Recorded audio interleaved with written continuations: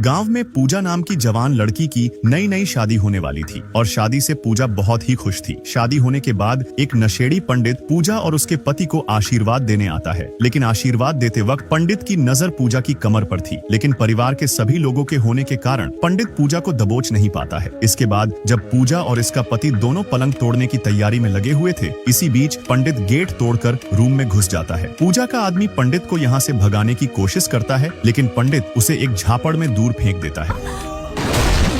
पूजा अपनी इज्जत की भिख मांगती है, लेकिन तभी हमें पता चलता है कि पंडित के अंदर एक हरामखोर आदमी की आत्मा थी। पूजा भागने की कोशिश करती है, लेकिन पंडित पूजा की छोटी पकड़कर आधे बाल उखाड़ देता है, जिससे पूजा की जान चली जाती है। दरअसल कुछ महीने पहले तिरुपति नाम का आदमी शादी होने के बाद भी नई नई लड़की को फंसाकर उनका गेम बजाता था। लेकिन जब ये बात तिरुपति की बीवी को पता चलती है तो वो तिरुपति का सर ही उखाड़ फेंकती है। अब तिरुपति की इस हरकत के कारण पंडित को बुलाया जाता है और सजा के तौर पर पंडित तिरुपति को समाधि दंड देने की सलाह देता है, जिससे तिरुपति की आत्मा भटकती और तड़पती रहेगी। उसकी आत्मा तिरुपति को समाधि दंड देने के कुछ दिन बाद जब पंडित पूजा को उसके पति को आशीर्वाद देने जा रहा था, तब नशे में तिरुपति की समाधि पर सुसु करने लग जाता है। लेकिन पैर में कांटा लगने की वजह से पंडित का खून तिरुपति तक पहुंच गया था और तिरुपति की आत्मा पंडित में आ जाती है, जिसके बाद पंडित पूजा का गेम बजा देता है। इसके कुछ महीने बाद गाँव में राधा की शादी होती है। शादी के बाद दोनों खेत में सुहागरात मनाने वाले थे, लेकिन गाँव के मुखिया के अंदर तिरुपति की आत्मा आ गई थी और इसके बाद वो मुखिया राधा के पास पहुंच जाता है और बेरहमी से उसे निपटा देता है।